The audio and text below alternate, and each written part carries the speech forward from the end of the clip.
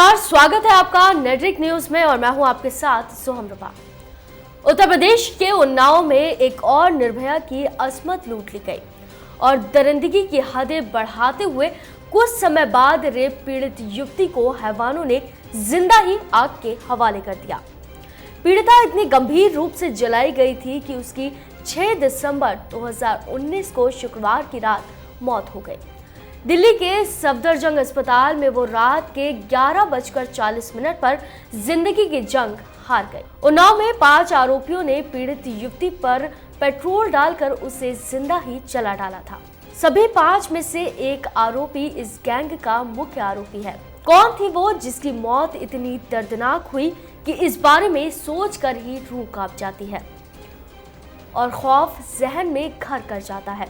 आखिर कौन थी वो और क्या हुआ था उस युवती के साथ, इसका अंजाम इतना दर्दनाक हुआ? आइए आपको इस बारे में विस्तार से बताते हैं। दरअसल पूरा मामला उन्नाव के बिहार थाना क्षेत्र का है, जहां पर दर्ज कराई गई पुलिस एफआईआर में एक गैंगरेप का जिक्र किया गया। एफआईआर के मुताबिक पीड़ित युवती के साथ बीते साल 2018 के दिसंबर में गैंगरेप हुआ। मार्च 2019 में पुलिस ने मामला दर्ज किया।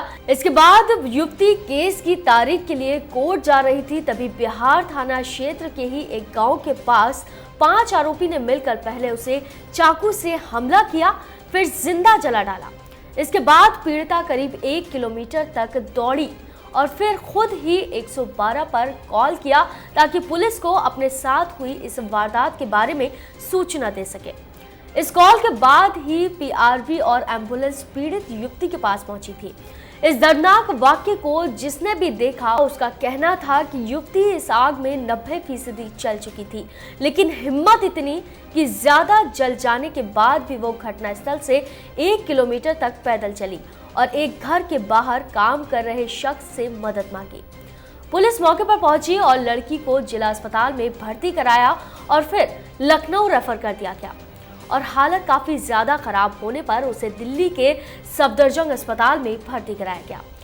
पीड़ित युवती ने तो अस्पताल में भी अपना बयान दर्ज करवाया था और 5 आरोपियों को नामजद भी कराया और अपने साथ हुए वारदात के बारे में मजिस्ट्रेट को भी बयान दिया। बिहार थाने में दर्ज कराए गए एफआईआर में बताया कि लड़की और आरोपी एक ही गाँव के निवासी है और मामले के मुख्य आरोपी शिवम ने लड़की को पहले शादी का झांसा दिया और फिर रायबरेली ले जाकर उसके साथ रेप किया। हद तो तब हो गई जब रेप का वीडियो तक बना डाला और धमकी देकर बार बार लड़की के साथ रेप किया। एफआईआर के मुताबिक आरोपी युवती को कमरे से बाहर तक नहीं निकलने देता था और ऐसा करने पर जान से मारने की धमकी भी दिया करता था। शिकायत के मुताबिक आरोपी बाद में शादी से मुकर गया और रायबरेली से वापस उसे ले जाकर गांव में छोड़ दिया। पीड़ित ने जब दबाव बनाया तो कोर्ट में शिवम ने शादी के दस्तावेज तैयार कराए, फिर उसने उनसे पीड़िता को धोखा दिया और गायब हो गया। जब पीड़िता ने उसे फिर से शादी का दबाव बनाया, आरोपी उससे ब्लैकमेल करने लगा। पीड़िता के बार बार कहने पर आरोपी उससे मिलने को तैयार हुआ और 12 दिसंबर 2018 का दिन मिलने को तय हुआ था, लेकिन इस दिन शिवम की बताई जगह पर पहुंची पीड़िता के साथ शिवम और उसके दोस्त शुभम ने मिलकर गैंगरेप किया। जब पीड़िता इसकी शिकायत पुलिस में करने पहुंची तो उसे सिर्फ शिकायत दर्ज कराने के लिए दर-दर भटकना पड़ा, लेकिन चक्कर लगाकर थक चुकी युवती की एफआईआर तक दर्ज नहीं की गई। जब रायबरेली कोर्ट से वारंट आया तब मामला जाकर दर्ज किया गया और शिवम को भी गिरफ्तार किया गया। बात यही खत्म नहीं हुई, बल्कि पीड़िता के परिवार वालों को आरोपी के परिवार वालों की तरफ से लगातार धमकियां दिए जाने लगी। कई बार पीड़िता के पिता के साथ मारपीट भी की गई। इसके बाद 1 दिसंबर 2019 जब शिवम जेल से जमानत पर रिहा हुआ तो उसने अपने साथियों के साथ मिलकर पीड़िता को मार डालने की खौफनाक साजिश को अंजाम देते हुए उसे आग के हवाले कर दिया। उन्नाव की पीड़िता अब इस दुनिया में नहीं है, लेकिन पूरा देश न्याय की गुहार लगा रहा है। फिलहाल मामले में सभी 5 आरोपियों को गिरफ्तार कर लिया गया है और अब गुस्साए देशवासी के साथ साथ पीड़िता के परिवार वालों ने भी न्याय की मांग की है।